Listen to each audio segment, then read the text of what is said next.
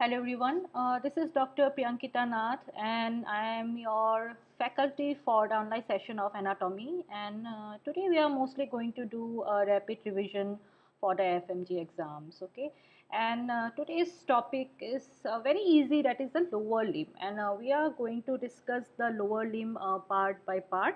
So today we are only going to get concentrated in the thigh region, mostly the anterior compartment of the thigh, the posterior compartment of the thigh, and the questions which are repeated in the recent FMG exams I'm going to discuss one by one.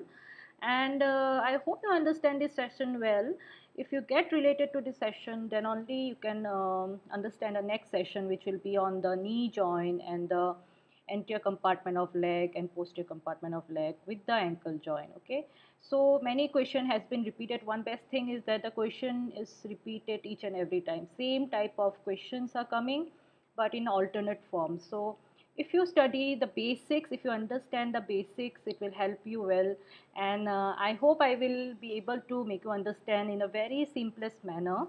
Okay, so if you have any doubt regarding any portion, you might ask in the chat. I will answer in the chat, but after I finish one session, I will give some time to ask any doubt for that session. Okay, so let us start. Very easy topic. Okay, so we'll start with a question which has been repeated in many sessions of FMG. Okay, it's in the older session around 2008 and 9. This is a very famous question, that is the flexion of the hip joint. Okay, that is the flexion of the hip joint is mainly produced by, so they have mentioned the word mainly, means they have asked the question, the chief flexors of hip joint. Okay, the chief flexors of hip joint, and in this they have given the options: the psoas major, the pectineus, the gluteus maximus, and rectus femoris. Okay, now to answer this question, we'll go little bit onto the theory part so that you understand, and then we'll come back to this question. So let us see this chart. Okay, it's a very concise chart. I want you to remember all these points. So here you can see the movements of the hip joint. So the first movement they are talking about is the flexion of the hip joint. So the muscles producing flexions of the hip joint are your psoas major and iliacus. Mostly they are said as iliopsoas together. All right, and these are the chief muscles which will be producing the hip flexion. Okay, and the aiding muscles which are going to help in hip flexions are your sartorius, rectus femoris, and pectineus. Okay, so the chief flexors are your psoas major and the iliacus, and the aiding one, the helper one, are the sartorius, rectus femoris, and pectineus. So now we are mainly focusing on the flexion of the hip joint. So now there are 5 main flexors of the hip joint. All right, so you have the psoas major, the iliacus, the sartorius, rectus femoris, and the pectineus. So you can remember that by the mnemonics PIS. Okay, so this P and this P, first P and the second P, and in between you have ISR. So this is for psoas major, iliacus, sartorius, rectus femoris, and pectineus. And among this, the psoas major and iliacus are the chief flexors. Okay, they are the chief flexors of hip joint. Now, if you have to understand about the muscles, so psoas major, as you know, the origin is coming from the vertebra. Okay, so the origin are coming from the transverse process of the vertebra. You will have the L1 to L5 transverse process, and T12 to L5 vertebral bodies. Okay, so the origin is mostly from the vertebra. And the insertion, this is important because it might come in your next FMG exam. The insertion is in the lesser trochanter. So the psoas major muscle, as you can see here in this image, it is inserted this area, and that is the LT. That is the lesser trochanter. This is the greater trochanter. This is the lesser trochanter. So the psoas major is inserted in the lesser trochanter. Now what are the action of psoas major? So as discussed, it is a hip flexor. It also helps in flexion of the trunk, and it also helps in anterior tilt of the pelvis. So the pelvis will be tilting anteriorly by this muscle. And the nerve supply, very very important, it is the lumbar plexus, anterior rami L1 and L3. Okay, so that's about the psoas major muscle. So you can see this muscle here, okay, this muscle here, this is the psoas major, and how it is helping in flexion. Okay, it is helping in the flexion of the hip joint. Okay, so this is the psoas major muscle, as you can see here. Okay, the origin, you know that it is coming from the lumbar vertebra, all the lumbar vertebral transverse processes and the vertebral bodies, and the insertion is in the lesser trochanter. It is in the lesser trochanter. So that's about the psoas major muscle. Okay, let's come to the iliacus. Now you know, as the name suggests, iliacus.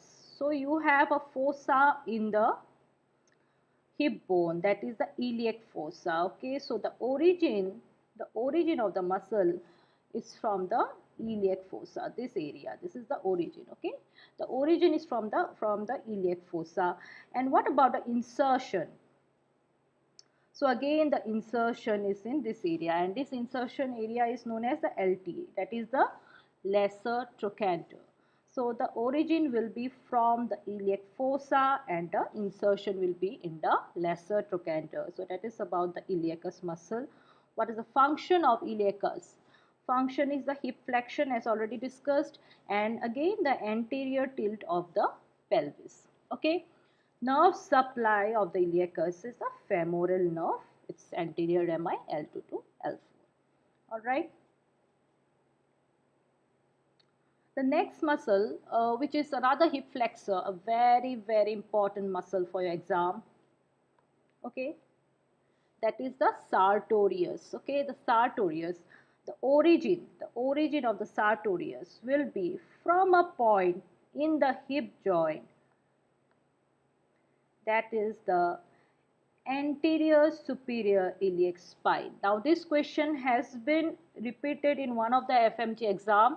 They have mentioned the X-ray and pointed the mark here and asked what is the mark area and attachment. So the sartorius origin is from the anterior superior iliac spine. Okay, and insertion, as you can see in this image. Insertion, this is the tibia bone. Okay, this is the tibia bone, and it is inserted in the proximal tibia, medial to the tibial tuberosity. Okay, so this bone, the origin and insertion, this muscle is very important, the origin and insertion, and the action is the hip flexion, also the knee flexion. So this is the muscle which is doing both the hip flexion and the knee joint flexion, along with the lateral rotation of the thigh. Okay, the nerve supplies femoral nerve. So this, there might be two questions from this entire slide. So one is the ASIS, that is the anterior superior iliac spine, and that it has dual flexion function, dual flexor. Okay, this is dual flexor. So what do you mean by dual flexor? It is hip flexor and it is knee joint flexor.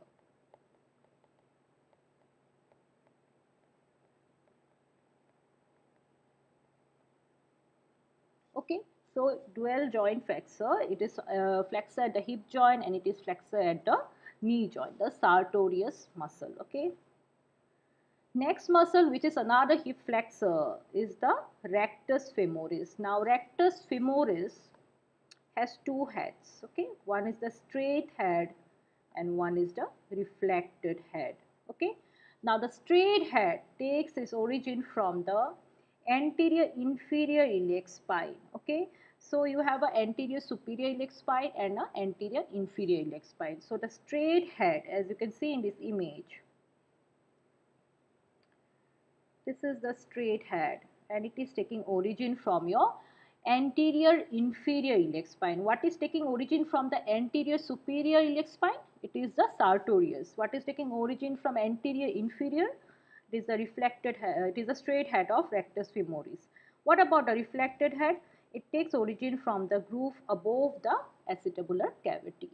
And the insertion is very easy. The insertion will be at the base of the patella. Okay, it will be at the base of the patella. The insertion will be at the base of the patella. All right. Now another action. What are the action of your rectus femoris? So it is the hip flexor, as we were discussing about the hip flexor. Okay, so it is helping in the flexion of the hip joint and it is helping in the extension of the knee joint. Okay, so one important thing to remember is hip flexor and knee extensor. If a question comes on hip flexion and knee extension, then the answer is your rectus femoris. If a question comes on hip flexion, hip flexor and knee flexor, then the answer is your sartorius. So you might get similar kind of question in the FMGE exam. And the nerve supply is again the femoral nerve here. Okay. Now the another muscle which is again your hip flexor is the pectineus muscle. Okay. Now the origin of this muscle is pecten pubis. Okay, pecten pubis. Then the upper half of the superior surface of the superior ramus, the pectineal fascia. Okay, so you can see here the origin as it is coming here. This is the origin. This is the superior ramus of the pubis. Okay, and the insertion will be on a line. This is on a line, posterior aspect of the femur, passing from the lesser trochanter to the linea aspera. So this is the origin and insertion of the pectineus muscle. Okay, what is the function of pectineus? The function is that it adducts the thigh at the hip joint, and another important function is the hip flexion. The hip flexion. Okay, now this muscle is very important because it is a type of your hybrid muscle, hybrid or composite muscle. Another question repeated in the FMG, which of the following is a hybrid or a composite muscle? So what do you mean by hybrid or composite muscle? The muscle which will have dual nerve supply.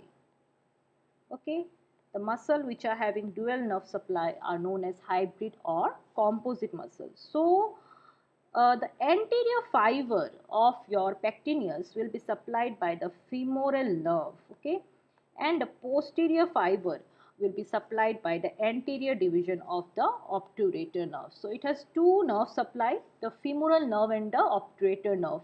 So hence it is known as the hybrid muscle. It is the hybrid muscle. Hybrid muscle. Okay, so you might get a question on the hybrid muscle as well. Okay. Okay, so let us come to the question again. As you know now that we have the 5 major hip flexors. So beginning is P and below it is P and ISR. Okay, so pectineus, psoas major, pectineus, iliacus, sartorius, and rectus femoris. All right, these are the hip flexor, and among this the chief hip flexors are your psoas major and the iliacus. Okay, so what was the question?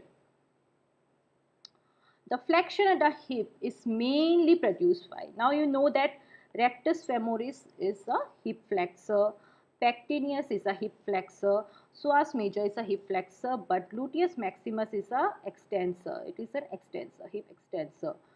And among all this, so we have already obliterated the gluteus maximus, it is extensor. Among these three, the pectoralis major, the pectineus, and the rectus femoris, which is the main hip flexor? I want the answer in the chat box. So I want the answer from you all. So kindly answer it. Anyone? Among all these four, which is the main hip flexor? Anyone in the chat box who can answer this? Among these four options? Psoas major, pectineus, gluteus maximus, and the rectus femoris. So among all this, which is the main hip flexor? So the main hip flexor, the answer will be your psoas major. Okay, the answer will be psoas major, because we have learned that psoas major and iliacus are the chief hip flexors. Okay, among all, the psoas major and the iliacus are the chief hip flexors. So among all these four options, the answer is your psoas major. Okay, I hope it is clear to you. Yes, it is clear. Okay.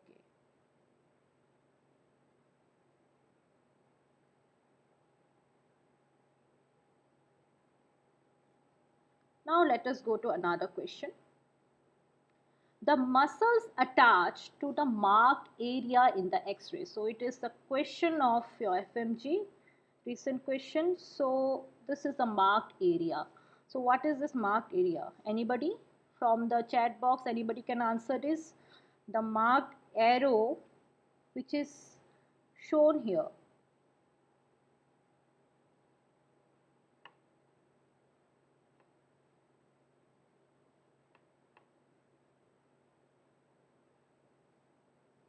Okay.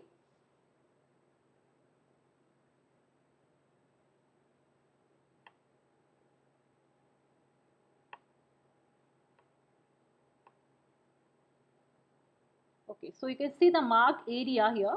So what is this area in the X-ray? Anyone? What will be this X-ray? We have already discussed. Okay, just now I have told you about the area where a muscle is inserted. So this is the lesser trochanter. Okay, this area is the lesser trochanter. Okay, this is the GT, greater trochanter. This is the greater trochanter, and the marked area is the lesser trochanter. Alright, the mark area is the lesser trochanter. So after you have identified, now you have to answer the question that which muscle is attached to this marked area. Okay, so they have mentioned the muscles, the gluteus maximus, the sartorius, the gluteus medius, and the iliopsoas. So anybody from the chat box who can answer this, which is the muscles attached to the lesser trochanter. The muscle attached to the lesser trochanter out of the following. Anyone?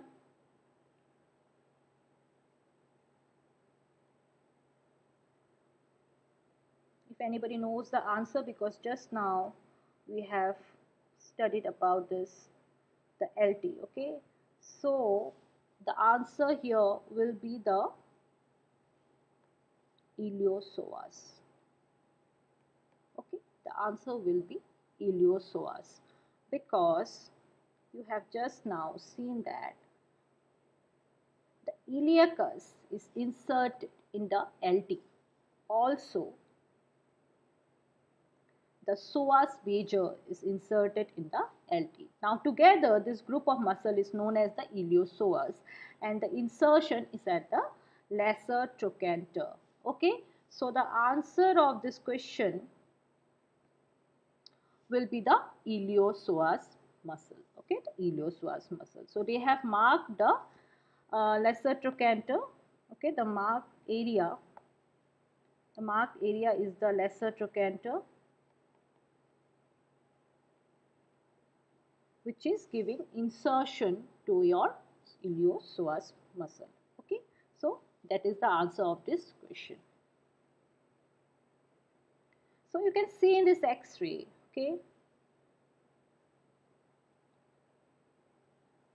Okay, as you can see that this area, the one I have shown in the red, this area is known as the iliac crest, okay. And these are going to give the attachment of the abdominal muscle, the external oblique, the internal oblique, the transversus abdominis muscle. All right. Next, you have the anterior superior iliac spine. Okay, and the anterior superior iliac spine will give origin to, we have already studied the sartorius muscle. Below that, this area is the anterior inferior iliac spine, and it is giving attachment to your rectus femoris. Okay, and then you have the GT, that is the greater trochanter for the gluteus medius and minimus, and the lesser trochanter for the insertion of the iliopsoas.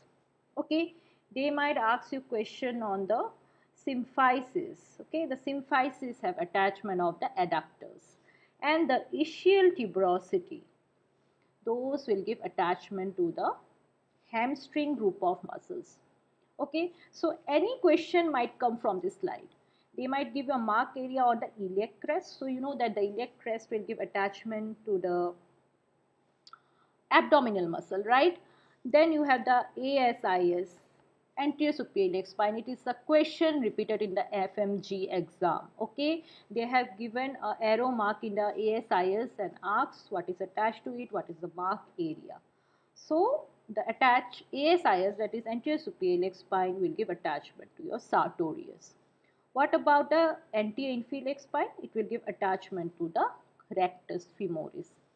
If they give a mark area on the greater tubercle next time, just say like this time they gave a question on the LT, that is lesser tubercle. So next time the question might come on the greater trochanter, greater trochanter. So the attachment there will be the gluteus medius and the gluteus minimus. And just now we have discussed that LT give attachment to the iliopsoas muscle, symphysis, adductors, and the ischial tuberosity, the hamstrings. So this entire X-ray is very important for your exam. You have to go through this X-ray once, because every time a question is repeated in this pelvis or the hip joint, so you might get a question next time again from here. So I hope you should know how to identify what are the structures, okay, and what are the attachment to it. All right, I hope it is clear to you now. Okay, now let us come to a line that is known as Shenton's line. What do you mean by Shenton's line? Okay, now it is a curved line which is drawn along the inferior border of the superior pubic ramus, okay, and the inferior-medial border of the neck of the femur, or you can say the superior border of the obturator foramen. Just that this is the line. So you know that this is the obturator foramen, okay. So the superior border of the obturator foramen, okay. So a line drawn from the superior border of the obturator foramen to the inferior medial border of the neck of the femur. This is an imaginary line. All right, it's an imaginary line, and this line is known as Shenton's line. Now, why this line is important? Because you might get two conditions. One is the fractured neck of the femur, and one is the DDH, that is developmental dysplasia of the hip bone. So if you get an interruption of this Shenton's line, that means there might be a fracture or there might be a DDH. Okay, so a question might be asked on the Shenton's line as well. Okay, so as you can see here in this X-ray, let us draw the Shenton's line. As you can see, this is a Shenton's line. It is normal on the left side, okay. But if you draw the Shenton's line on the right side, you can see that you can't draw a complete arc, okay. This is the This is the superior border of the obturator foramen, and this is the inferior part of the neck of the femur, and there is a disruption of the Shenton's line in this x-ray. So you might have a fractured neck of the femur here, or it might be a condition of DDH, that is developmental dysplasia of the hip bone. Alright, so that is about the Shenton's line. Okay, next question. I hope I will get an answer from this question from you all in the chat box. So the question is, identify the mark structure in the given image. So they have marked this area. Okay, they have marked this area, and they have given the option as anterior superior iliac spine, ischial spine, anterior inferior iliac spine, and the ischial tuberosity. So I want the answer from you in the chat box. Anybody who can answer this question, because we have already gone through this slide. So what is the answer of this question? The marked area. Anyone in the chat box? Anyone who can just attempt it, because just now we have discussed it. Okay, it gives attachment to the muscle of sartorius. So what is this marked area? Anybody in the chat box who is willing to answer this? So yes, so this is the anterior superior iliac spine. Okay, you can see this is the anterior superior iliac spine. Okay, if they give you this is the anterior superior iliac spine. Okay, and anterior inferior iliac spine will be somewhere here. All right, so this is the anterior superior iliac spine. Ischial tuberosity is somewhere here. Okay, so the answer is anterior superior iliac spine. And you can also see the ischial spine. Okay, if they ask you sometimes about ischial spine, so this is the ischial spine. All right, it is very prominent, so they might ask you about the ischial spine as well. Okay, so now I hope it is clear for you the anterior superior iliac spine and the attachment to the anterior superior iliac spine. The attachment is your sartorius. Also, one of the attachment is the inguinal ligament. Okay, so the lateral end of the inguinal ligament is attached to the anterior superior iliac spine and the sartorius. Okay. So this is another X-ray. Okay, it shows the entire structure. Okay, it shows the entire structure. So this is the pubic symphysis, the midline. All right, you have the ischial tuberosity here. This is the obturator foramen. Okay, and if you draw a line from the upper margin of the obturator foramen towards the medial margin of the neck of the femur, that is the Shenton's line. All right, then you have two structures here. So this is the anterior superior iliac spine, and the one which is near the acetabular cavity just here, this is the anterior inferior iliac spine. All right, then you will have the crest of the ilium. Okay, and here you can see that this is the greater trochanter and this is the lesser trochanter. So a question came on the lesser trochanter, so another question might come on the greater trochanter as well. Okay, sometimes they might ask you about posterior inferior iliac spine. You might get here. Okay, they might ask you a question on the posterior inferior iliac spine as well.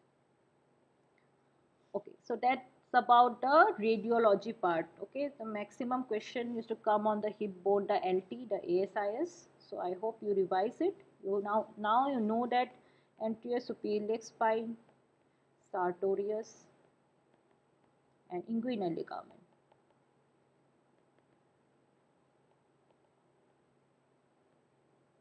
Lateral end.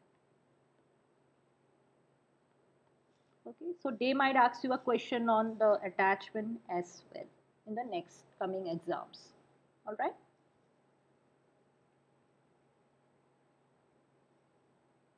Okay. Now, what do you mean by pelvic brim?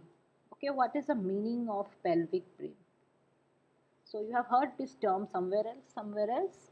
So this pelvic brim is the pelvic outlet boundary. Okay, it is the boundary of the pelvic outlet. Boundary of the pelvic outlet. Now you can see in this X-ray, sometimes a question might come on the structures forming the pelvic brim. Okay, so let us start from the posterior most part. Okay, the posterior most part, you have the sacrum here, you have the sacrum bone here. Okay, and this portion is the sacral promontory. Okay, the sacral promontory. So from the posterior area we will get the sacral promontory. Then you will get, as you can see, the ala of the sacrum. As you can see, this is the ala. Ala means like a ear, right? Like a ear. So you have the lower border of the ala of the sacrum. Okay. Then you will have a line. That line is known as the iliopectineal line. Okay. So that is constituted by your arcuate line and the pectineal line. This entire part is the iliopectineal line. And then you have the upper part of the pubic symphysis. Okay, same thing will be repeated on this side. So those are the constituent of your pelvic brim. So you have the sacral promontory, the ala of the sacrum, okay, the arcuate line, the pectineal line, okay. That entire thing is the iliopectineal line, and you will have the upper margin of the pubic symphysis. If you see in this image, so this is the pelvic outlet. Okay, you have a outlet, you have a cavity, and you have a pelvic inlet, right? So this is the ala, this is the sacral promontory, this purple one which I have marked. This is the sacral promontory. Then this area, this entire area is like an ear, right? So it is known as the ala of the sacrum. So lower margin of the ala of the sacrum. Okay. Then you have a line that is the arcuate line. Okay, till the iliopubic eminence. Okay, this line is from the ala to the iliopubic eminence. So here you will have a structure that is known as the iliopubic eminence. Okay, and from the iliopubic eminence, the line is known as the pectineal line, the pecten pubis. And then you will have the upper margin of the pubic symphysis. So this entire structure, the outer border of the pelvic outlet, this is known as the pelvic brim. Okay, so they might ask you the constituents of pelvic brim or some question related to it. So you should know where is the pelvic brim. So similarly, if you see in this image, so there is a joint here. So this joint here is the sacroiliac joint. Okay, this is the sacroiliac joint. Now you can see that you have the sacral promontory, the ala of the sacrum. Okay, the arcuate line, the iliopubic eminence will be somewhere here. Then you will have the pectineal line, and then you will have the upper margin of the pubic symphysis. Okay, similarly it will follow here also, and then it is going to get continuous here. So that is your pelvic brim. I hope it is clear to you now. Now these are about the origin, insertion of and action and nerve supply of the gluteal region. Okay, now I want to just concentrate on certain topics because the question came on this. Okay, so if you think about the gluteus maximus, okay, so important thing to remember in gluteus maximus is that it is the chief extensor of the hip joint, okay, and it assists in getting up from sitting position. So if a question come on chief extensor of the hip joint, the answer is gluteus maximus, and the nerve supply is the inferior gluteal nerve. All right. The others, whereas the gluteus medius will abduct the hip joint. This is the abductor of the hip joint. Okay, and it is also preventing from sagging of the pelvis. The nerve supply of it is superior gluteal nerve. Okay, that of the minimus is same as well.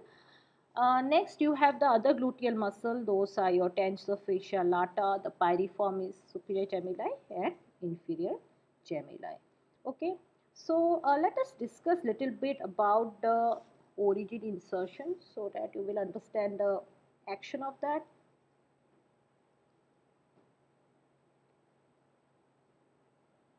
Okay. Now you know that in the hip bone you have certain gluteal lines. Okay, there are gluteal lines. So you have an inferior gluteal line, then you have anterior gluteal line, and then you have the posterior gluteal line. Okay, so behind the posterior gluteal line you have the muscle that is the gluteus maximus. Between the then after that you will have gluteus medius, and then you will have the gluteus minimus. Okay, so here you will have this muscle will be the minimus. Okay, the gluteus minimus. Here you will have gluteus medius, and behind you will have the gluteus maximus. Okay, so those are about the attachment, mostly the attachment we are talking about. Now, one important thing here to be remembered. See, these are the attachment, mostly how those muscles are getting attached, the origin insertion. Alright. So you can see that between the two lines, two gluteal lines, the anterior and the posterior, you have the attachment of your gluteus medius. Okay, gluteus medius, and posterior to the posterior gluteal line, you have the attachment of maximus. Similarly, same thing about minimus. Below the you will have between the anterior and the inferior gluteal line, that is the minimus. These are about the attachment, normal attachment. Okay. Now, important thing to be remembered is the structures under the cover of the gluteus maximus. So, if you reflect the gluteus maximus, you will get many structures. Okay. So, sometimes they might ask you some question on the structures below the gluteus maximus. So what are the structures you can see here from this image? You can see certain muscles. So you can see the gluteus medius. Okay, this is the gluteus medius muscle. You can see the tensor fascia lata muscle. You will see the gluteus minimus muscle, and this nerve that is a superior gluteal nerve and superior gluteal artery. Okay. Then you have a muscle that is a piriformis. Piriformis is known as the key muscle of the hip. Okay. So if they ask you the key muscle of hip, that is the piriformis muscle. Alright, that is the piriformis muscle. Okay, then you have this trilaminar tendon. So how this trilaminar tendon is formed? So you have a superior gemellus above, below you have an inferior gemellus, and in between you have the tendon of obturator internus. So it looks like a three tendons. So sometimes it is referred as a trilaminar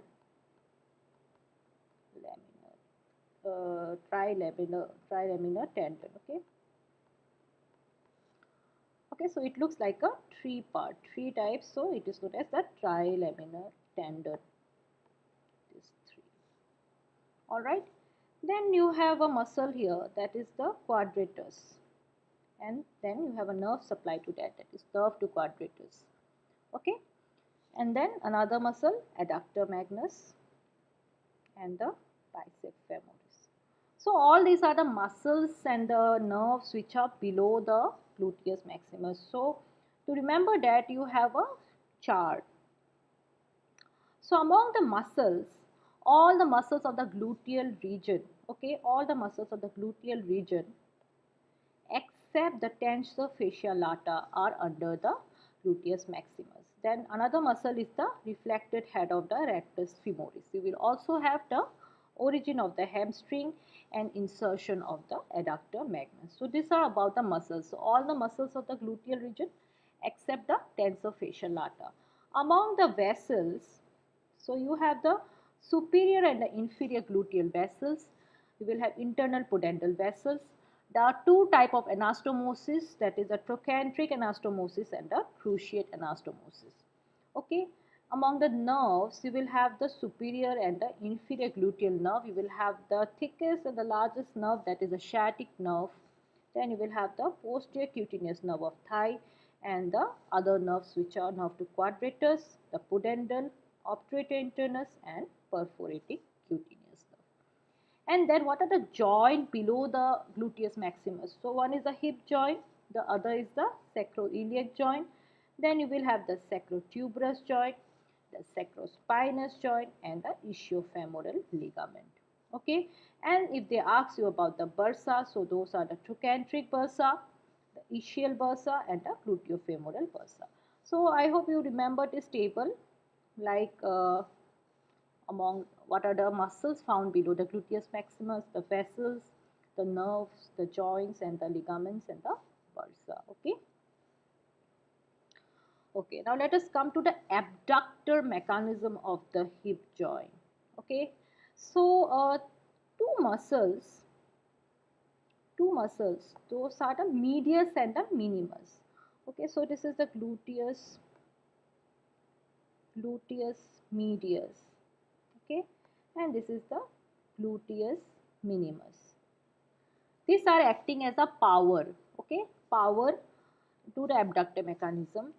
The hip joint as a whole, so the hip joint as a whole is acting like a fulcrum, okay, and the neck and the head of the femur are acting as a weight. So these are the weight, power and fulcrum mechanism which will maintain the hip stability. Okay, so these muscles are acting and maintaining the hip joint stability. So this is the abductor mechanism of the hip joint. Why it is important? We will come to a sign known as the Trendelenburg sign. Now, if any of these components is deranged, we will get a typical limp that is known as the gluteal limp. Okay. If any of this component like the power or the hip, the fulcrum or the weight is deranged, then the stability of the hip joint is compromised. Alright.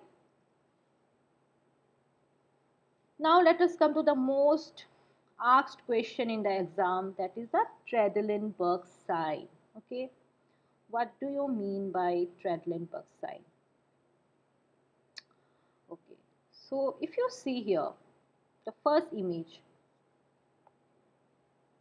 both the feet are on the ground. Okay, the person is in a standing position, and then this is the gluteus medius and gluteus minimus. Similarly, here also you have the medius and the minimus. Both the muscles are contracting. Okay, both the muscles are contracting, and hence the pelvis is maintained. Okay, so there is the maintenance of the pelvic when both the muscles are contracting and the foot are off the ground, means the person is in the standing position. Okay, when the person is in the standing position, so the medius and the minimus of both sides are contracting equally, and you can see the anterior superior iliac spine of both the sides are lying in the same position. Okay, this is about a person in a standing position. Now what happens? If a person lifts one leg, just don't think about this, the paralyzed one, just think about a normal thing. If a person is lifting one side, okay, so just imagine that this is the left leg, right, left side, and this is the right side. Okay, so the left leg is off the ground, so you can see that the right leg is on the ground. Okay, the right leg is on the ground and the left leg is he have lifted up. Now what happens? The gluteus medius and the gluteus minimus of the right side will contract and it is going to lift the leg up. Okay, this part is acting more. It is contracting more so that the tilt is towards the opposite side. Okay, this is in a normal condition. Okay, so if a person, first of all, you try to understand that if a person is standing on the ground, both the muscles are acting, contracting, and if they are maintaining the straight tilt. Okay, so it is now straight. ठीक है, अभी क्या होगा, what happens that a person is lifting a leg. Okay, the person is lifting the left foot up, he is limping on one side without any abnormality. In that normal condition, what happens, these two muscles are contracting to lift this up, lift the left leg up. That is in a normal condition. Now let us come to the abnormal condition. If these two muscles are paralyzed, अगर ये paralyzed हो गया, so what will happen? This lifting up will go down.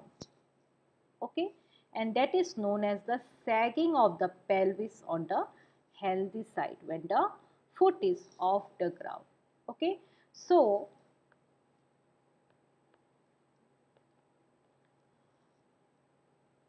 if there is paralysis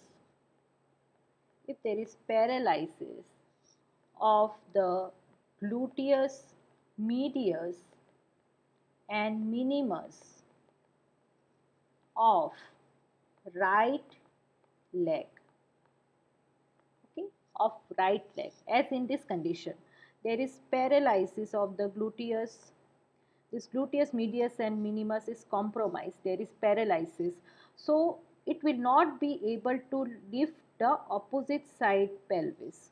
So what will happen, the pelvis will drop down, and that is known as sagging of the pelvis. So if there is paralysis of the right leg, the gluteus medius and minimus of the right leg, the tilting will be on the healthy side, on the unaffected side, that is the sagging of the pelvis will be on the left side. Okay, and this sign is known as your Trendelenburg positive side. Okay, and this gait is known as your lurching gait. Okay, so same thing they have explained in this theory which I have mentioned. Now this paralysis may due to the injury of the superior gluteal nerve, because the superior gluteal nerve supplies the gluteus medius and minimus. Due to injury of the gluteus medius and minimus, the unsupported side will tilt down. Okay, the unsupported side of the left pelvis will tilt down, and this is known as your positive Trendelenburg sign, and the person walking in this way is known as the gait is known as your lurching gait. It is known as your lurching gait. All right. So any doubt on this in the chat box? If anybody has doubt on this Trendelenburg sign, they may ask again. Okay, any doubt on this Trendelenburg sign? Anyone?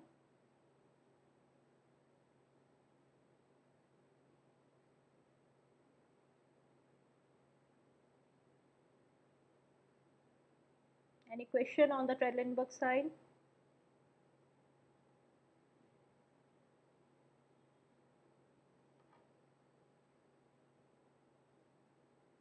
Okay. So what happens that in the Trendelenburg sign, the affected side will be paralyzed and the unaffected side will have the tilting down position. Okay. So you can see here.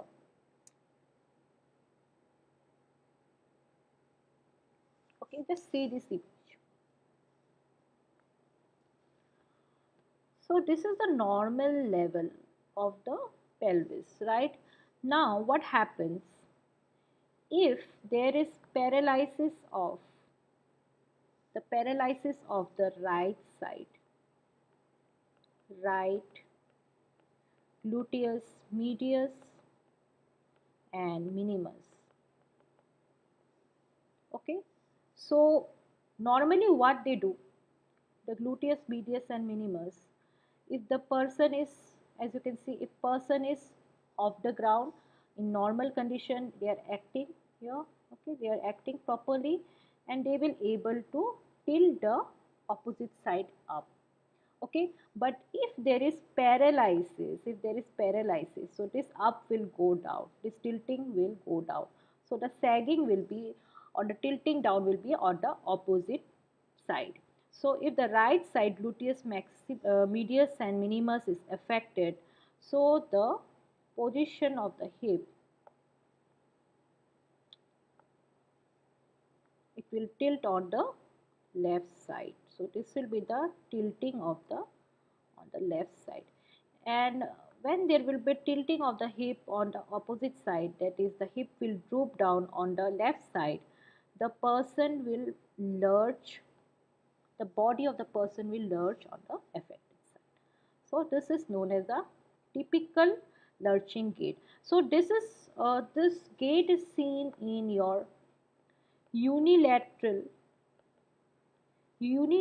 paralysis, okay, of your gluteus medius and minimus. All right. So in unilateral paralysis, you will get your lurching gait. Okay. Now what happens if both side, if both the right and the left side, both side is paralyzed?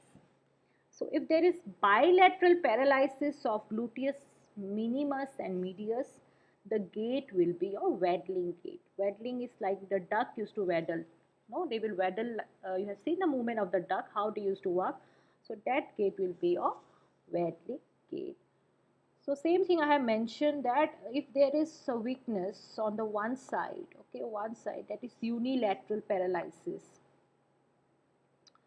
If there is unilateral paralysis, then that is known as your positive, that the gait is known as your lurching gait. And then the Treadlenburg sign will be positive. And the lurching gait, the tilt will be on the opposite side. If there is bilateral paralysis, so you will have the droop of the pelvis on both the sides. So the person will walk in the form of this. Yeah, we have seen how the ducks are walking. Okay, like a waddle. So they will have a waddling gait. Okay, so if the paralysis is bilateral, the gait will be waddling. If the paralysis is unilateral, the gait will be lurching. Okay, and lurching gait means positive Treadlenburg sign. All right, I hope it is clear to you now. Now let us try to attempt this question. I want some answer from the chat box. Okay, if anybody can attempt this question, I will be very happy to know that. Just now you have learned about the gait and about the Treadlenburg sign. So the question here is, what is wrong about the Treadlenburg sign? So the first option is if the right pelvis drops down when the superior gluteal nerve, left superior gluteal nerve is injured. So this answer is correct, because if the left superior gluteal nerve is injured, so the left gluteus medius and minimus is paralyzed. And then the tilt will be on the right side.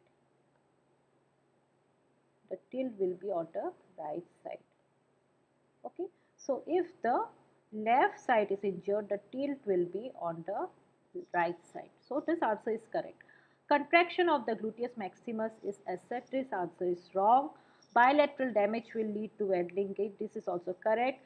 Positive in superior gluteal nerve injury. This is also correct. So the answer here will be contraction of the gluteus maximus is assessed. This is completely wrong. So what do you assess in Treadlenburg sign? We assess the contraction of your gluteus medius and minimus. Contraction is assessed. Okay, so in Treadlenburg sign, we assess the contraction of gluteus medius and minimus, not gluteus maximus. So this is the wrong answer. Okay, I hope now it is clear for you to attempt the question. This is one of the question which has been repeated in the FFG exams. All right. Now the second question. A patient on physical examination was asked to stand on the left foot, okay, at which his right hip dropped. So just imagine the patient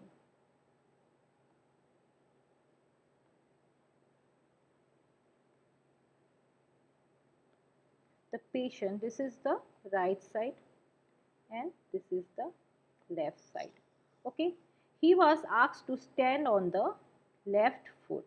Okay? He was asked to stand on the left foot and the right side foot is on the ground. Now what happened in normal condition, if the patient is asked in this way, in a normal condition, the pelvis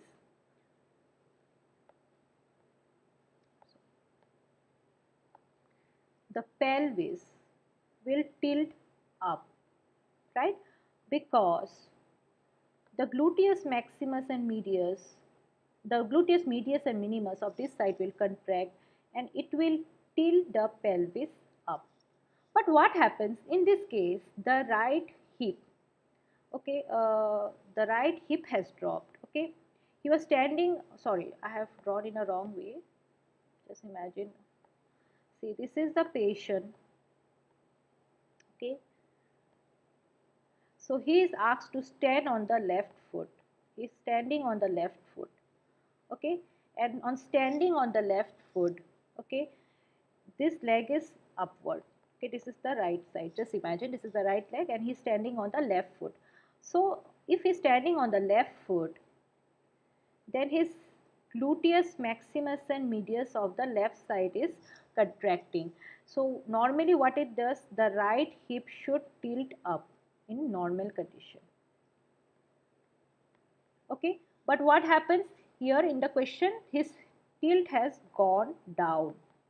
The tilt has gone down, okay, abnormal.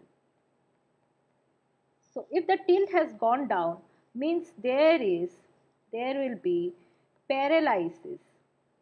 There will be paralysis of left side gluteus medius and minimus. So the answer will be the left gluteus medius and minimus. Okay, the left gluteus medius and minimus. This is the answer. Okay, I hope you understood this question. Let me make you understand again. The question here is that the person,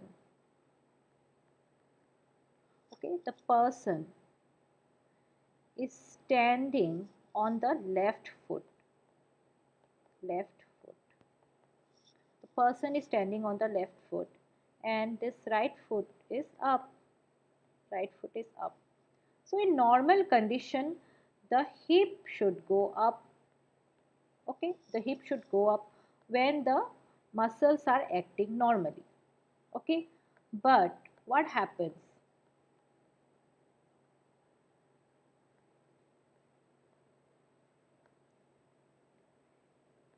If there is paralysis, of the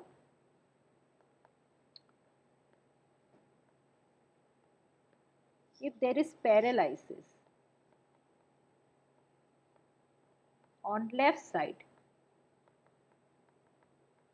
then what happens? Then the hip will go down. Okay, the hip will go down and that's what they have told, that the right hip is dropped, the opposite hip is dropped. So what happens? There will be paralysis of the left gluteus medius and gluteus minimus. So this is the correct answer. This is how you will attempt a question for Treadland-Burke, right? Okay.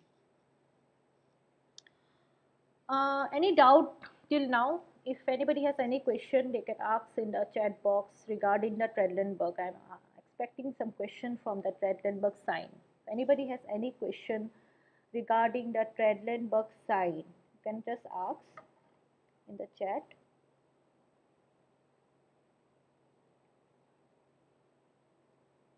Any question on the Treadlenburg side? Okay, no questions. Okay, so let us come to the next part, that is the muscles of the anterior compartment of thigh. Okay, muscles of the anterior compartment of thigh. So you know that you have three compartments. As you can see, this is a cross section taken in the thigh, cross section of the thigh. Okay, so this part is the anterior compartment. Okay, anterior compartment, which is demarcated on the lateral side by the lateral intermuscular septum and on the medial side by the medial intermuscular septum. Okay, so the compartment between the lateral intermuscular septum and the medial intermuscular septum anteriorly is the anterior compartment of the thigh, and the chief nerve of the anterior compartment of the thigh, the chief nerve is the femoral nerve. Okay, what about the posterior compartment? The posterior compartment is between the lateral intermuscular septum and the posterior intermuscular septum. Okay, so this entire part is the posterior compartment. Okay, and the chief nerve of this posterior compartment is the sciatic nerve. It is the longest and the thickest nerve. Okay, the sciatic nerve, which is found in the posterior compartment. Okay, and the compartment, sorry, the compartment which is between the medial intermuscular septum and the posterior intermuscular septum. So this compartment is the medial compartment. That is also known as the adductor compartment. Okay, and the nerve in the medial compartment is the obturator nerve. So the nerve of the anterior compartment will be the femoral nerve. All the muscles are supplied by the femoral nerve, mostly by the femoral nerve. The nerve of the posterior compartment is sciatic nerve, so the muscles will be supplied by sciatic nerve or its branches of the sciatic nerve, and on the medial compartment is supplied by the obturator nerve. So this is a general gist of that, right? Okay, so what are the muscles in the anterior compartment? So you have the quadriceps femoris muscle. Okay, you have articularis genu. Then sartorius, we have already studied about the sartorius. It is the it is one of the hip flexors. It is not the chief. The chief hip flexor is the iliopsoas. So it is one of the hip flexor. So sartorius is in the anterior compartment, and we have a extensor tensor fascia lata. Okay, extensor fascia lata, that is also the muscle of the anterior compartment. Nerve, we already studied that it is the femoral nerve, and the artery of the anterior compartment is the femoral artery. Okay, this is about the little bit in gist about the muscles of the anterior compartment. Now there is a question here. Muscle which can cause both flexion in the knee as well as the thigh. Now I want some answer from in the chat box if anybody can answer this. The muscle which can produce both the flexion in the knee as well as in the thigh. What is that muscle? Flexion in the knee as well as in the thigh. Anybody in the chat who wants to attempt the question?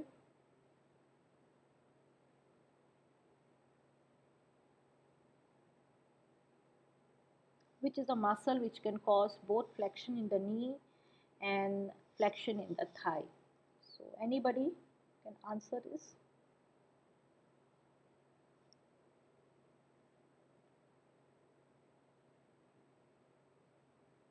Anyone who knows the answer of this?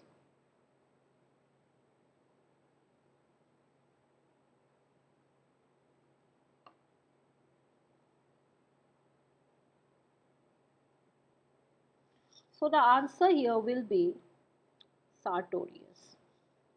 Okay. So we have studied that sartorius, it is both hip flexor and knee flexor. So we have already studied in the previous slide that sartorius muscle will cause both the flexion of the hip and flexion at the knee joint. So the answer here will be the sartorius muscle, out of no doubt. You don't need to see the other option as well. So the answer will be sartorius. So you can see in this image, I have already given you the hint here. So you can see this muscle. So this is what they mean by flexion at the thigh and flexion at the knee joint. So you can see here, there is a flexion occurring here and there is a flexion occurring here. So this muscle is responsible, the sartorius muscle is responsible for both the flexion at the hip joint as well as the flexion in the knee joint. All right.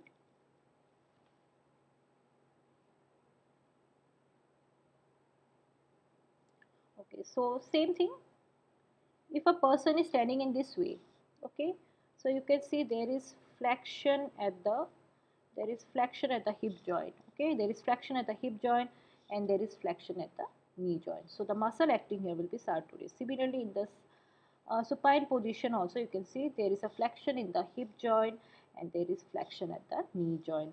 So this muscle is responsible for flexion at the hip and flexion at the knee. So this is the sartorius muscle. I hope it is clear from this image. Okay, I hope it is clear from this image. Okay, now there are many muscles in the anterior compartment. So what are the main muscles? Just let us see.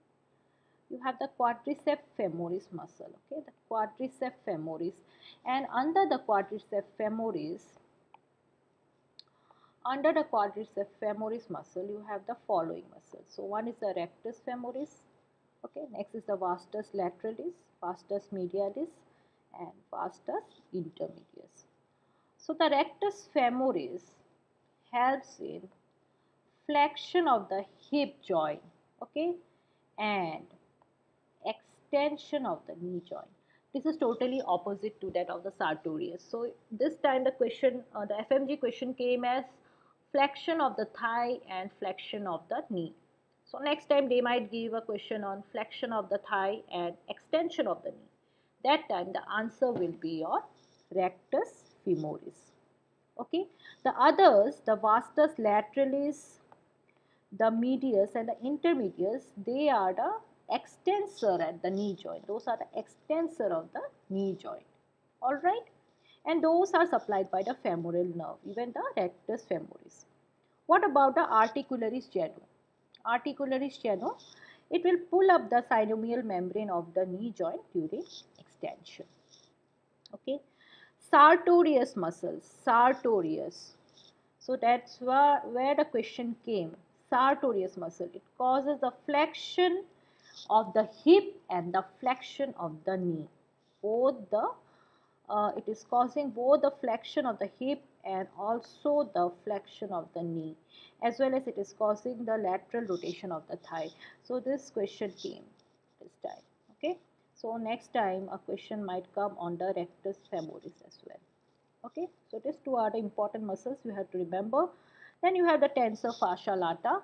So all these muscles are supplied by your femoral nerve, and tensor fascia lata is supplied by the superior gluteal nerve. Okay, it is supplied by the superior gluteal nerve, and tensor fascia lata function is abduction of the hip joint. Okay, abduction or abduction of the hip joint. So in this chart you might get 3 questions, one on the tensor fascia lata because it is supplied by the superior gluteal nerve. Okay, one important question might come from here. It is the hip abductor. The other, all the vastus medialis, intermedius and lateralis are extensor. Okay, and flexion of the hip joint, extension of the knee joint is your rectus femoris, and both flexion and extension is your sartorius. So you can see in this image, sometimes they might give you Identify the mark structure.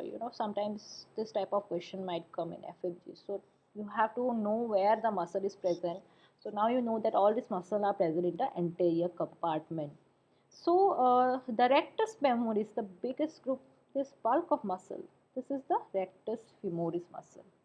All right, and this one I think you know what is this muscle. This is the sartorius. Okay, this is the sartorius. Then you have on the lateral side the vastus lateralis, on the medial side the vastus medius, and below the rectus femoris you will have the vastus intermedius. And then you can see another group of muscle. This is the gracilis muscle. Okay, on the medial aspect you will have the gracilis muscle.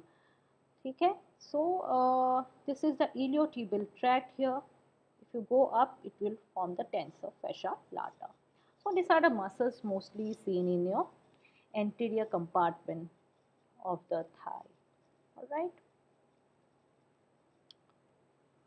Now let us come to the cutaneous nerve on the front of thigh. Another question very commonly asked in the exam from the cutaneous innervation in the front of thigh. So you have to also study a little bit about the cutaneous nerves in the front of thigh. All right.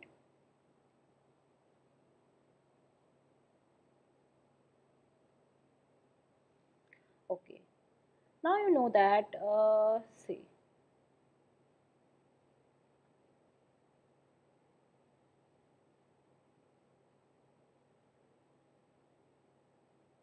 Okay, now we can divide this entire thigh by this oblique line. Okay, this oblique line. Okay, now below this oblique line on the lateral aspect, you have a group of nerve on the lateral side, that is a lateral cutaneous nerve of thigh.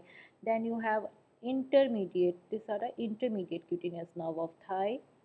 Okay, and most medially, you will have the medial cutaneous nerve of thigh. Okay, above this oblique line which corresponds to the sartorius. Okay, this oblique line is the sartorius. Above this line you will have most medially, the most medially you will have the ilioinguinal nerve. This is the ilioinguinal nerve. Below you will have the cutaneous branch of the obturator nerve, and above you will have the femoral branch of the genitofemoral nerve.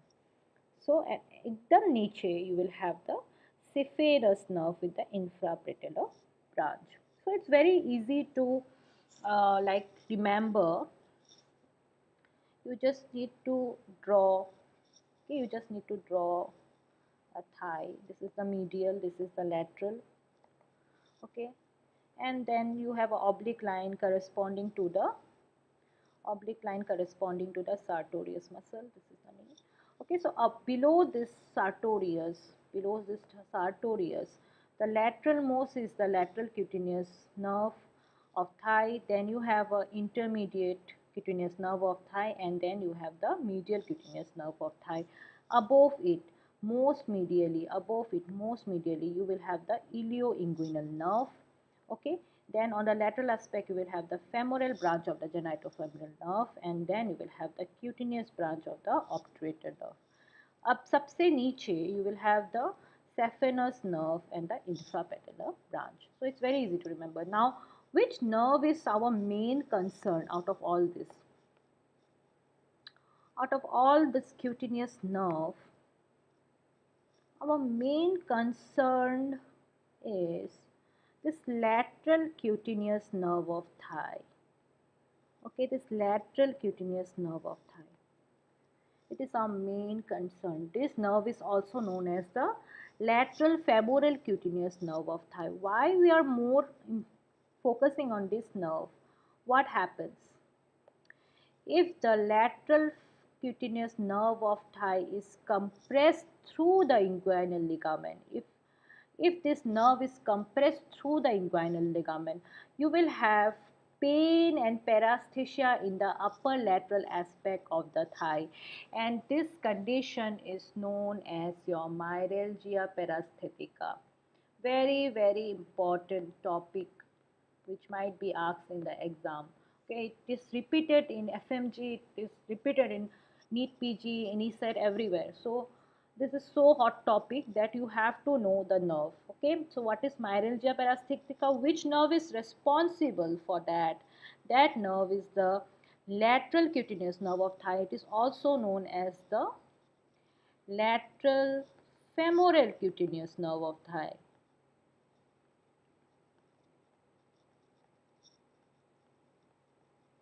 Lateral femoral cutaneous nerve of thigh. It is the cutaneous branch of the femoral nerve on the lateral aspect of the upper half of the thigh.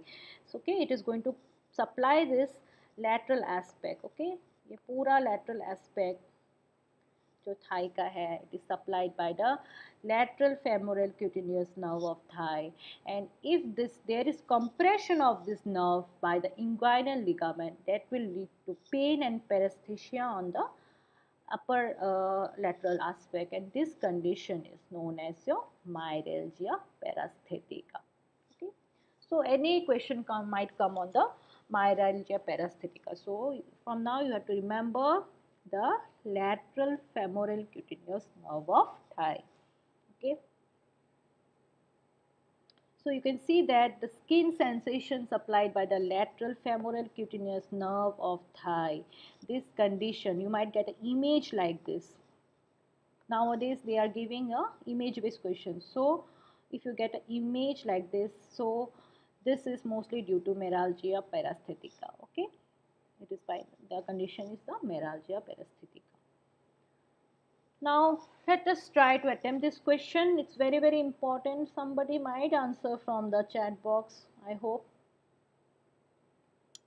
So myalgia parasthetica is due to the involvement of medial cutaneous nerve of thigh, lateral cutaneous nerve of thigh, sural nerve and femoral nerve. So obviously the answer is the lateral cutaneous nerve of thigh. अभी हमने पढ़ा है, just now we have studied.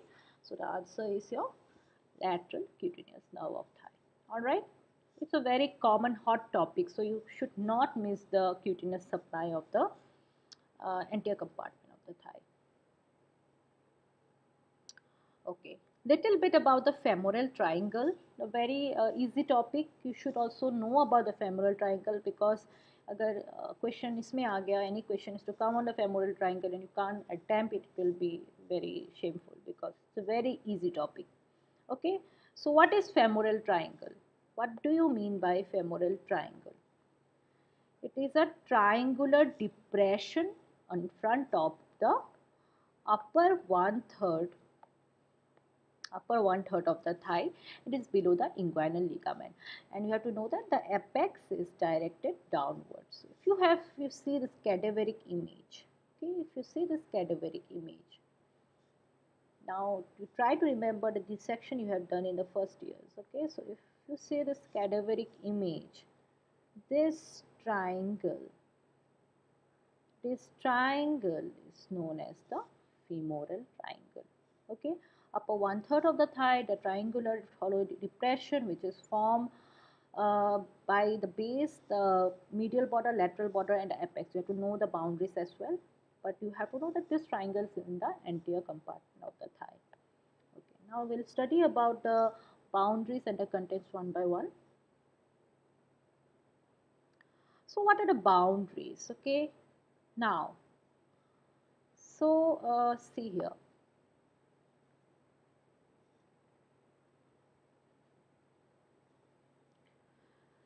This is the lateral part and this is the medial part, because the pubic symphysis is here. Okay, so the lateral boundary of this triangle is formed by the medial border of this muscle, and that is the sartorius muscle. All right, the lateral boundary is formed by the medial border of the sartorius muscle. Okay, what about the medial boundary? The medial boundary is formed by the medial border of the adductor longus muscle. As this is the medial aspect, so this is the medial border. That's why what happens, since it is formed by the medial border of the adductor longus, this adductor longus is also forming the floor of the femoral triangle. The base is formed by the inguinal ligament. The base is formed by the inguinal ligament, and the apex is formed by joining of the medial boundary and the lateral boundary. So this is the apex and this is the triangle. All right. So if you see here in this cadaveric image, sometimes you might get a image like this, and they might ask you question in this image. So it's important to identify the structure in the cadaver as well. So you know that this muscle is the sartorius muscle, a very beautiful muscle, very prominent muscle.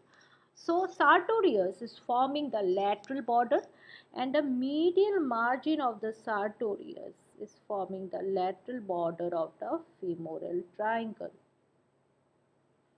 Okay, lateral border of the femoral triangle. Okay, and then you can see another muscle here.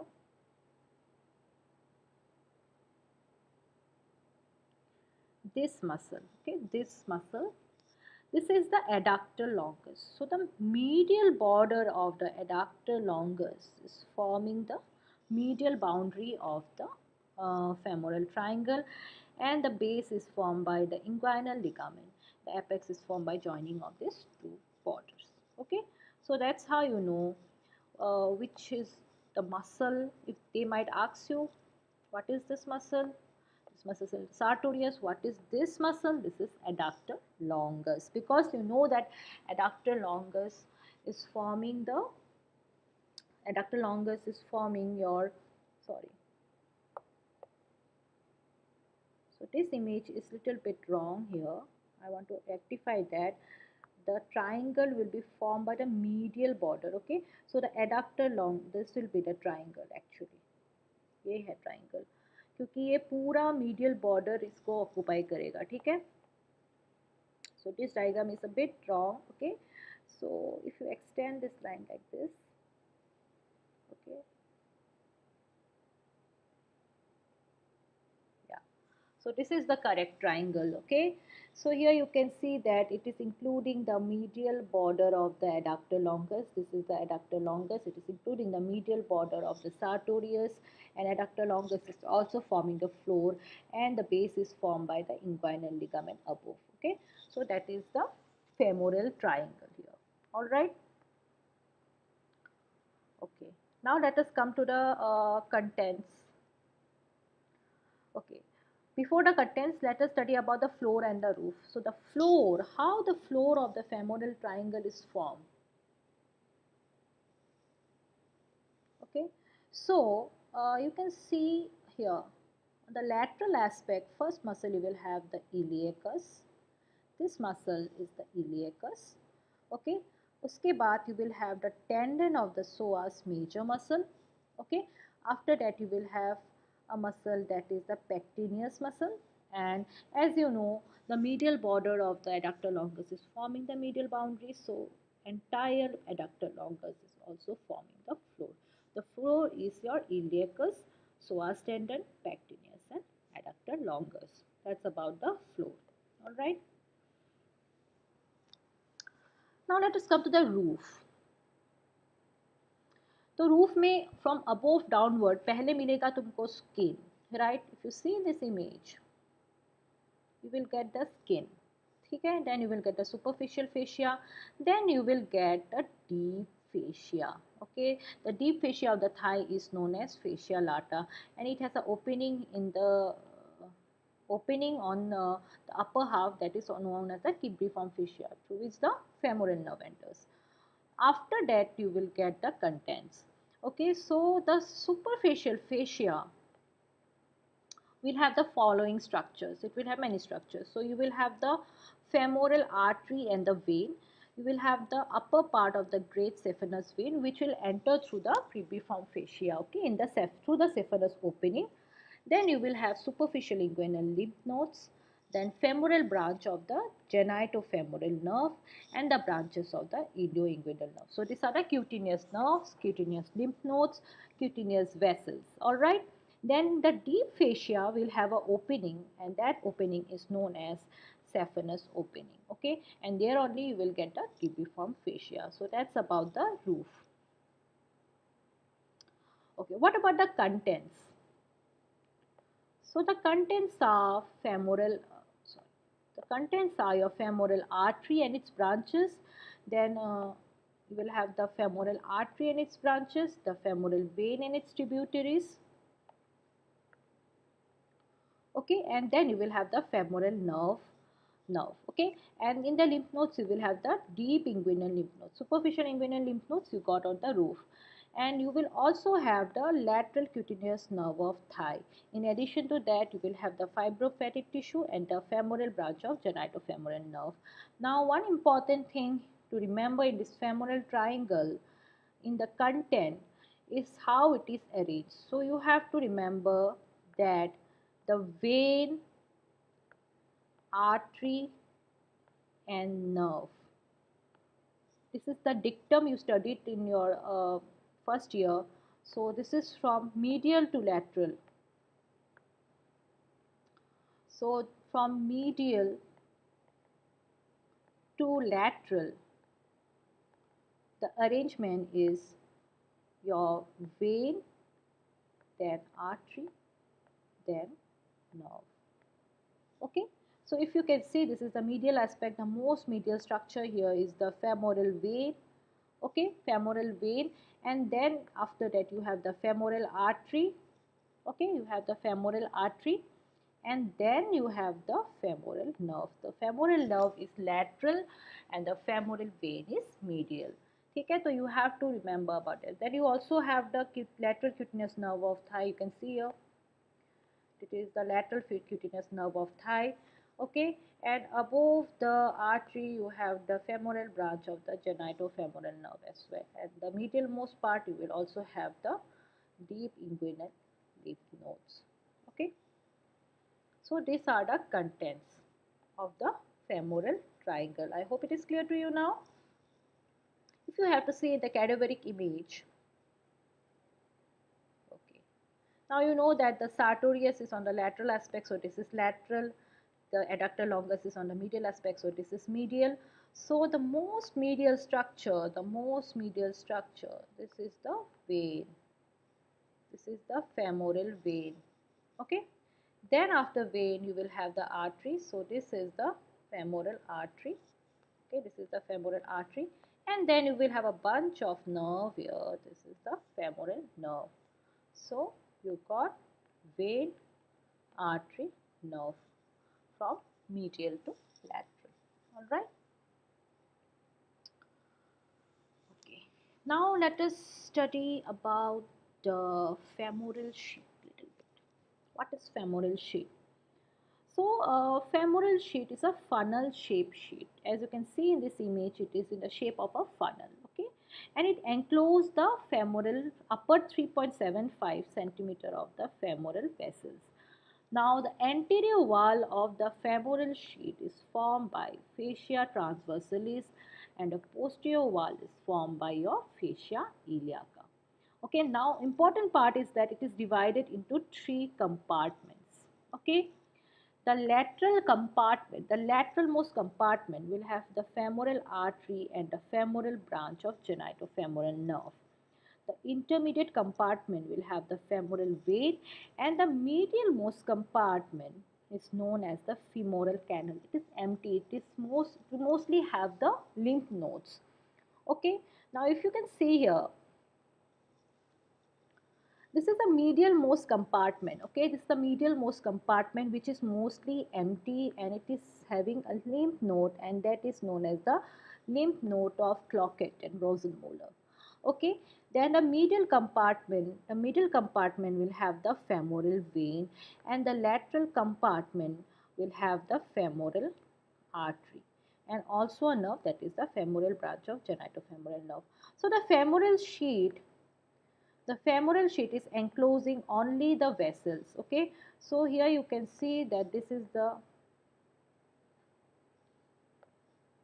enclosing the upper 3.75 centimeter of the femoral vessels. So in the medialmost compartment you have the lymph node of Cloquet or Rosenmuller, and it is the medialmost compartment is known as the femoral canal. Okay, this is known as the femoral canal. You have clinical importance in femoral canal because the hernia occurs here. Femoral canal. Okay, the middle compartment will have the femoral vein, and the lateral most compartment will have the femoral artery and the genital femoral branch of the genitofemoral nerve. Now, why sometimes they might ask a question on why this medial compartment is empty except the lymph node, because during the blood flow these vessels will expand, and this medial most compartment is providing a dead space for expansion of these blood vessels. Okay, so this is about the femoral canal. Okay, so this part is the femoral canal. It has the lymph node of Cloquet or molar. Then the medial part has the femoral vein. This is the middle compartment, and the lateral compartment has the femoral artery and femoral branch of genitofemoral nerve. Now, what do you mean by femoral hernia? Okay, sometimes you might get a question on the femoral hernia as well. Okay. The meaning of hernia means protrusion of viscera. So, protrusion of the abdominal content or loop of intestine through the femoral canal. So, you know that the medial most compartment, this compartment is known as femoral canal. Okay, this compartment is known as femoral canal. If there is protrusion of loop of intestine or abdominal viscera through this femoral canal, then it is known as femoral hernia. Okay, now this hernia is mostly globular swelling in the groin, and this important thing is that it is inferolateral to the pubic tubercle and it is below the inguinal ligament. So you can see here this globular swelling, okay, and here you can see this globular swelling. Okay, those are the femoral hernia, and those are inferolateral to the pubic tubercle and below the inguinal ligament. So you might get a question on the femoral hernia. So it is the protrusion of the contents of the abdominal viscera or the loop of intestine through the femoral canal, and the femoral canal is the medial most compartment, okay, of the femoral sheath. Okay. Let us attempt some questions, some MCQs regarding the femoral triangle.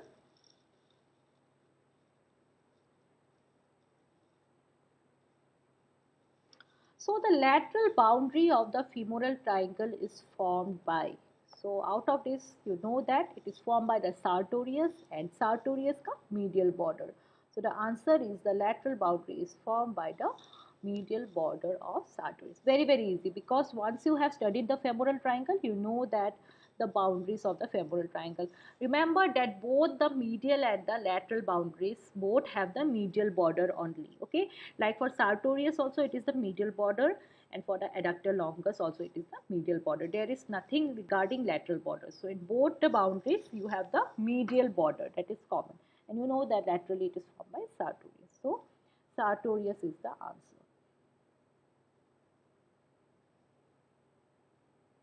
Okay, let us come to the long or the great saphenous vein or the vena saphena magna. A question has been repeated in the FMGE exam regarding the great saphenous vein. A tricky question, two tricky questions has been repeated regarding the great saphenous vein. So I want to teach you a little bit about the course, not much.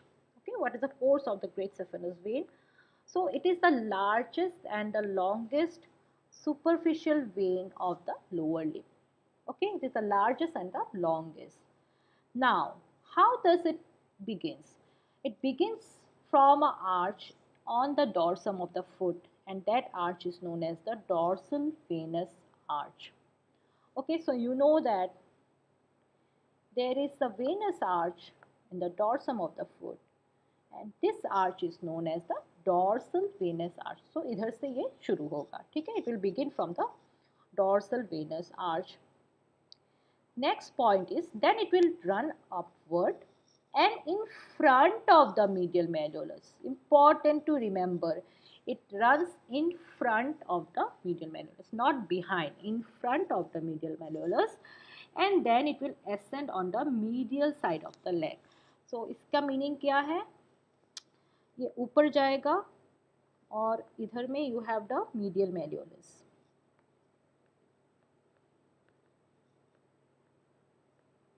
Okay, so it will come in front of the medial malleolus, in front of the medial malleolus, then it will go on the medial aspect of the neck. Okay, it will go in the medial aspect of the leg. Okay, then it enters the medial aspect of the thigh by passing behind the knee. Okay, posterior to the medial condyle. This is another important question to be asked. So दो एक तो पता है कि it is starting from the dorsal venous arch, right? Dorsal venous arch. Like we used to study about the surface marking earlier, so you know that पहले dorsal venous arch को mark करो, then medial malleolus, in it is passing in front of the medial malleolus, and then it is passing posterior to the medial condyle.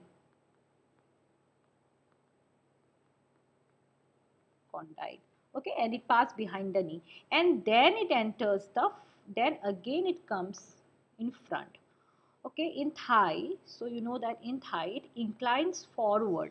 Okay, again it comes in front, and it will reach a opening that is known as the saphenous opening. Now the saphenous opening is present 4 centimeter below and lateral to the pubic tubercle, and in the saphenous opening you have a deep fascia, and that deep fascia is known as your cibriform fascia. So it will pierce the cibriform fascia, and finally it will drain into the femoral vein.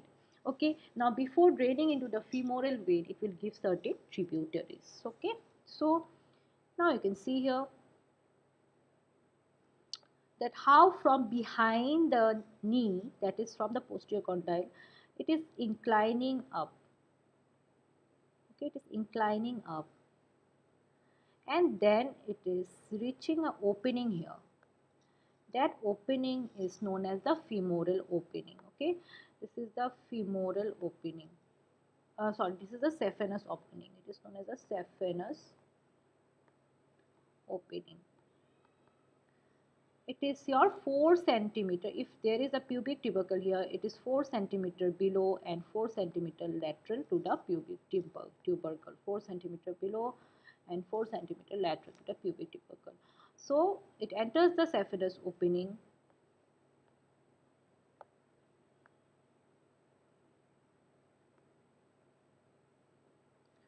So there is a saphenous opening. I told you there is a saphenous opening here.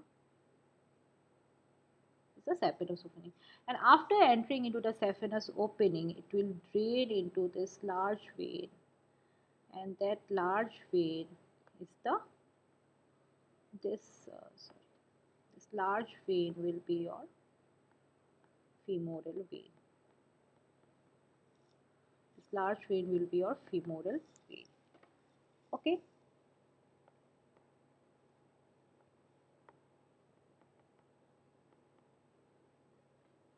So this is the course. Now, before piercing the cribriform fascia, it gives certain tributaries. As I told you, it will give certain tributaries. So those are in the name of that superficial arteries only: superficial epigastric, superficial circumflex and superficial external pudendal vein. So epigastric, circumflex iliac and external pudendal. Now this saphenous vein is very commonly used in coronary artery bypass graft. Okay, this saphenous vein is very commonly used in your coronary artery bypass graft. Okay, we use this saphenous vein for the CABG graft. Okay. So you know about the courses now, that from dorsal venous arch, it passes in front of the medial malleolus, goes behind the knee, and then again ascends up in front of the thigh, reaches the saphenous opening, drains into the femoral vein. Okay, so that is about the saphenous vein or great saphenous vein or long saphenous vein, or it is also known as vena saphena magna. Okay, vena saphena magna. Now, one more thing to remember, that along with this vein, a nerve accompanies, which is on the medial side of the leg and medial side of the thigh. And this nerve, as you can see, this nerve is the saphenous nerve. It is the branch of your femoral nerve. Okay, know that the saphenous nerve, you have seen that it is the cutaneous nerve below, just above the knee joint. We have already seen in the anterior compartment. So along with the great saphenous vein, the nerve accompanying the vein is the saphenous nerve. Important to remember. In front of the medial malleolus, and the nerve accompanying it is the saphenous nerve. Very, very important to remember, because question will come on this only.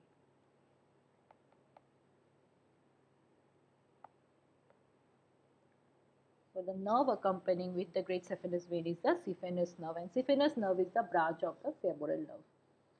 Okay. So let us attempt some questions regarding that. So all are correct regarding the vena saphena magna, except, so it is a repeated question in the FMG. First is lies posterior to medial malleolus. This is wrong. Second is the subcutaneous, the saphenous vena saphena magna is a great saphenous vein only. It is subcutaneous and pierces the deep fascia before termination. It is right. It is used as a bypass graft. This is also right. Reversal of the blood flow results in varicosity. This is also right. So the answer here will be A. Lies posterior to medial malleolus. It doesn't lie posterior. It lies anterior to medial malleolus. I have already told you it lies in front of the medial malleolus, not behind. We have already studied it lies in front of the medial malleolus. It doesn't lie behind. Okay. So this is the answer. Next question is that during venesection,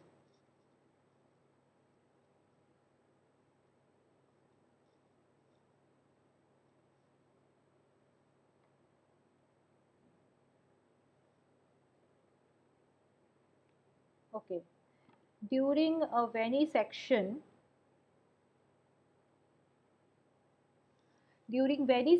of great saphenous vein, a patient experiences radiating pain along the medial side of the leg, branch of which nerve has been injured. This is also a repeated question.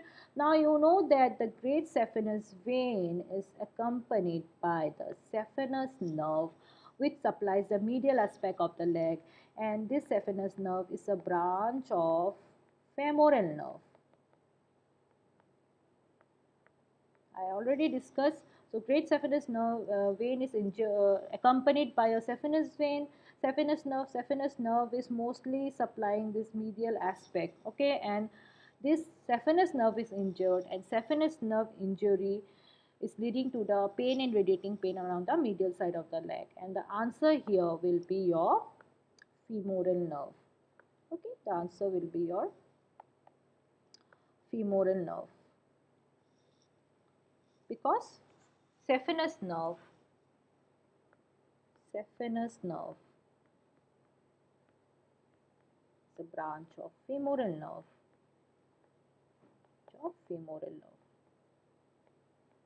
ठीक है. So great saphenous vein के साथ कौन सा nerve जा रहा है? That is saphenous nerve, and injury of saphenous nerve will lead to the pain and radiating pain around the medial side of the leg. So this is a repeated question in the FMG. I hope you can attempt the question now. So let us little bit revise about the branches of the femoral nerve. Okay, so just see here कैसे कैसे आ रहा है. First from the L2, L3, L4. Okay, this is the femoral nerve. It is giving a branch, that is nerve to iliacus, and then nerve to pectineus in the abdomen. Okay, now in the thigh it is giving two division. Very, very important. This is the posterior division and this is the anterior division.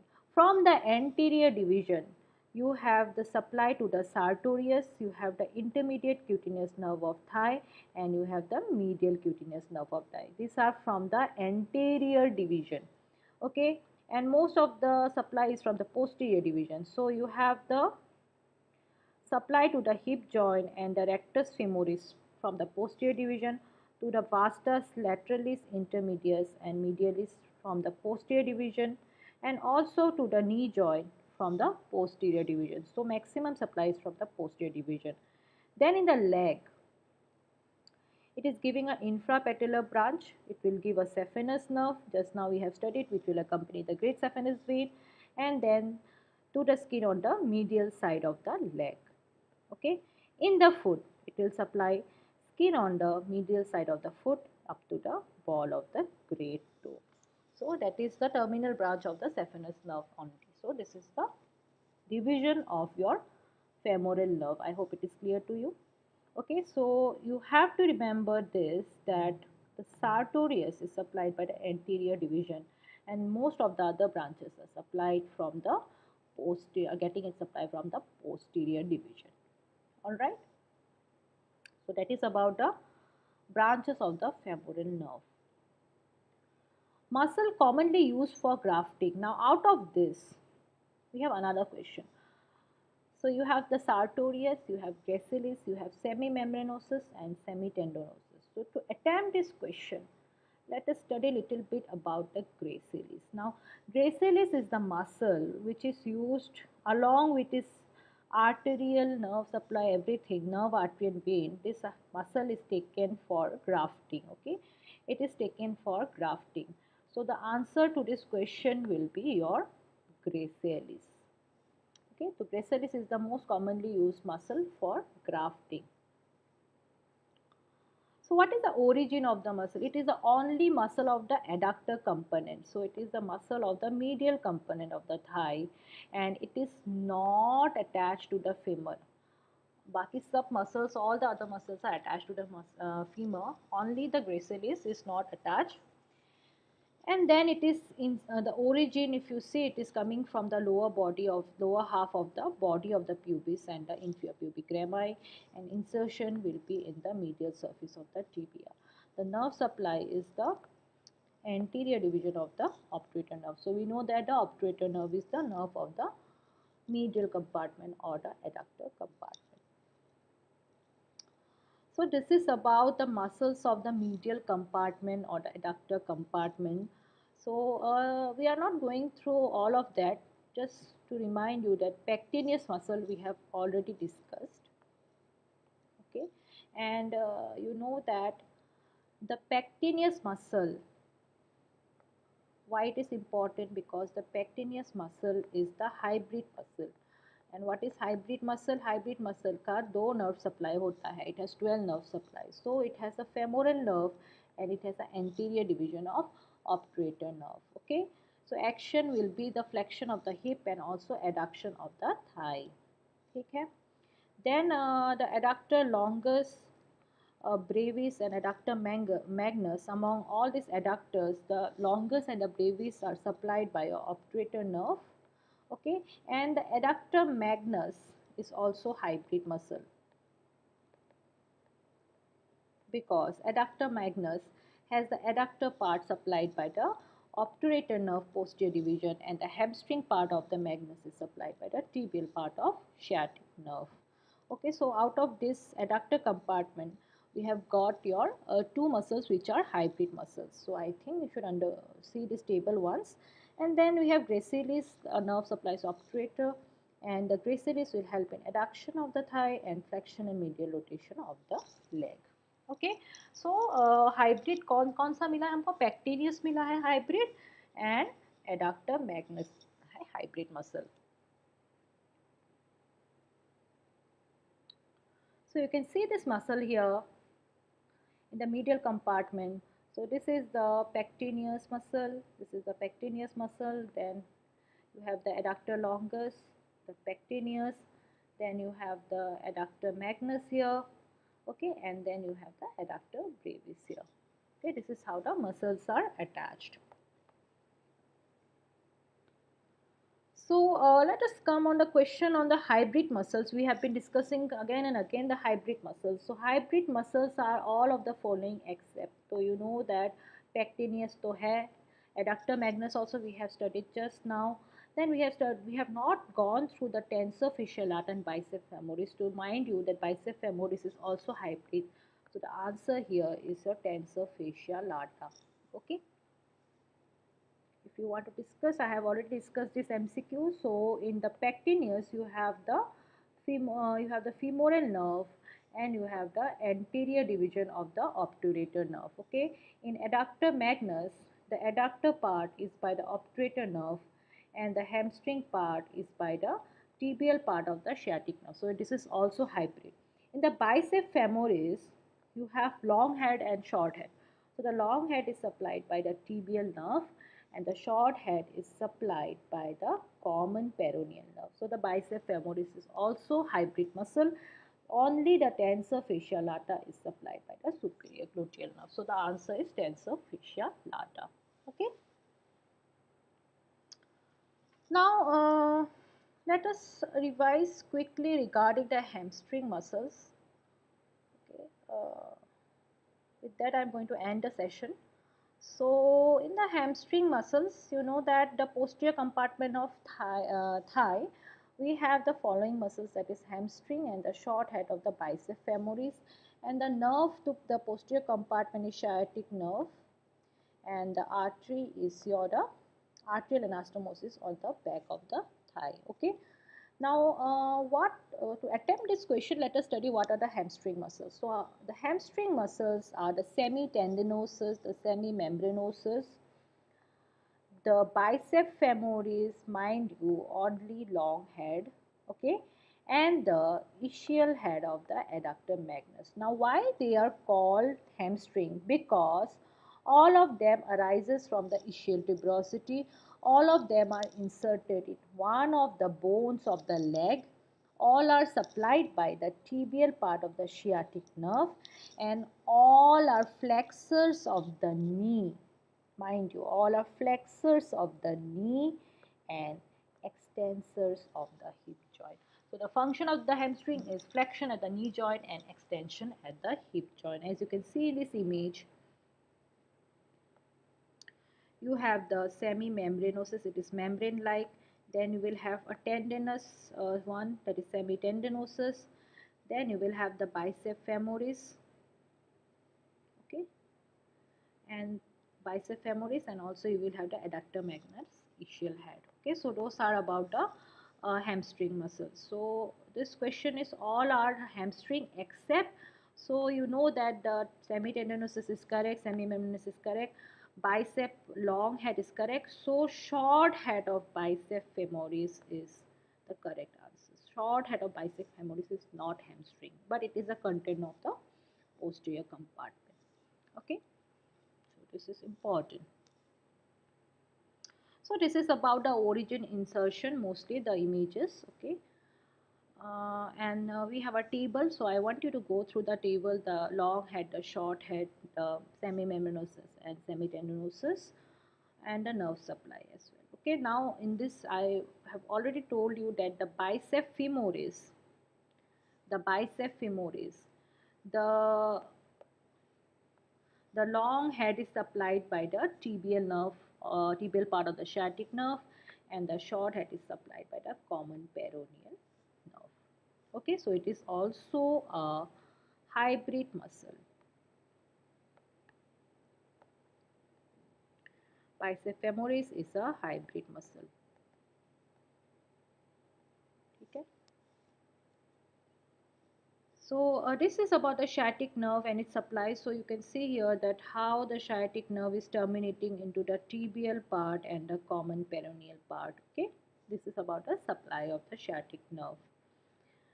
Now just see here, this question has been repeated in the FMGE exams as well as in the NEET PG as well. So at which of the following mark site it will cause your failure of dorsiflexion?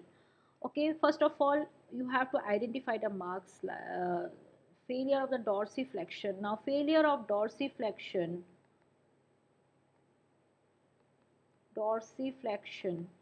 ये कैसे होगा? Failure of dorsiflexion कौन सा nerve related है with this? So the nerve related to this is your common peroneal nerve. Common peroneal nerve. And this condition is known as your foot drop. And you know that common peroneal nerve is related to the neck of fibula, है ना? Neck of fibula. So here you can see that the the neck of the fibula is the C. ठीक है, तो C is in the neck of the fibula, so the answer here will be the C. Okay. So it is related to the common peroneal nerve, which is related to the neck of the fibula, and the answer will be C. So same thing, the neck of the fibula, it is related to the common peroneal nerve, and foot drop is due to failure of the dorsiflexion, and this is mostly due to injury to the common peroneal nerve. So as you can see here, if there is fracture of the neck of the fibula, then this common peroneal nerve is affected, and this will result in the foot drop. So this will result in the failure of your dorsiflexion. So here you can see that the person will not be able to dorsiflex the foot, and that will lead to your foot drop. ठीक है, तो it will lead to your foot drop. Okay, so this is a important question repeated in the NEET exams as well as in the FMGE. So you can see in this image how to identify the medial and the lateral aspect. So you know that this is the medial bone, that is the fibula. You can see this is the head of the fibula, this is the neck of the fibula. Here you will have the intercondyle eminence. Okay, this is the medial epicondyle and this is the lateral epicondyle. Okay, so this will be the lateral aspect. The fibula will be on the lateral aspect and the tibia will be in the medial aspect, है ना? So this is on the lateral aspect, this is on the medial aspect. So you have medial condyle and the lateral condyle, and above that you will have the medial epicondyle and the lateral epicondyle. ठीक है? So that's how you identify the structure. On the medial bone is your the tibia and the lateral bone is your fibula. Sorry, I have told before the fibula is the medial, so the tibia is the medial bone. Okay, tibia is the medial bone. So identify the bony landmark in the given image. So you can see here, this is of this question is of the upper limb. Okay, this is a question of the upper limb, but I just want you to identify this because why? Because you might get confused with the lower limb as well. Now you know that this is the head of the radius, head of radius. Okay, and this is ulna. Okay, now you know when you are in anatomical position, okay, the radius is the lateral bone and ulna is the medial bone. So above the ulna, this portion is the medial epicondyle. Okay, the one which they have marked here, this is the medial epicondyle. So the answer here will be the medial epicondyle.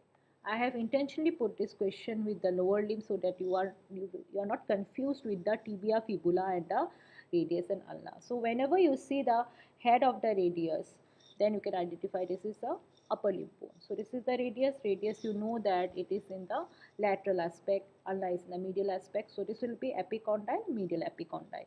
It's not lateral epicondyle, it is not capitulum. So you can see here, this is of the upper limb. Okay, don't confuse with lower limb. This is of upper limb. So you can see that this is the head of the radius, this is the neck, okay, and this is the radial tuberosity. You have the coronoid process here, okay, and then this is the olecranon process, and this is the medial epicondyle, and this is the lateral epicondyle. Even in this image, you can see that this is the medial epicondyle, okay, and here you will have the capitulum. This part will be the capitulum. This is the radial head, and here you will have the lateral epicondyle. This is the trochlea. Okay, the capitulum is always above the radial head. Try to remember the capitulum is always above the radial head. Okay. Okay. So with this I end today's session. It's mostly finished. we have ended the session with upper limb question. So don't get confused with the x-rays. Okay, you have to first identify whether the x-ray is of upper limb or it is of lower limb. That's why I have mixed the question so that you don't get confused. Okay, now this is an x-ray of the lower limb. You can see this is the fibula and this is the tibia, and tibia, you know, it is on the medial aspect. Okay, and this is a question of your upper limb because, sorry, this is again from the lower limb. Okay, so here you can see the tibia and the fibula. So this ये हो गया तुम्हारा lower limb का है. ठीक है, इधर में तुम्हारा फिबुला है, इधर में तुम्हारा टीबिया है, tibia is on the medial aspect. Okay, that's how you know. अभी ये this one is the upper limb question. You can see the radial head. Immediately when you see the radial head, you know that इसके ऊपर होता है capitulum. Cap is over the head. So ऐसे याद रखना, capitulum. और ulna के ऊपर इधर होगा तुम्हारा ट्रोक्लिया. इधर में होगा तुम्हारा medial epicondyle and this side you can have lateral epicondyle. So it's very easy to identify. Okay, so with this I end today's session. Any question on today's session? If anybody has any question, they can ask me in the chat. Any question?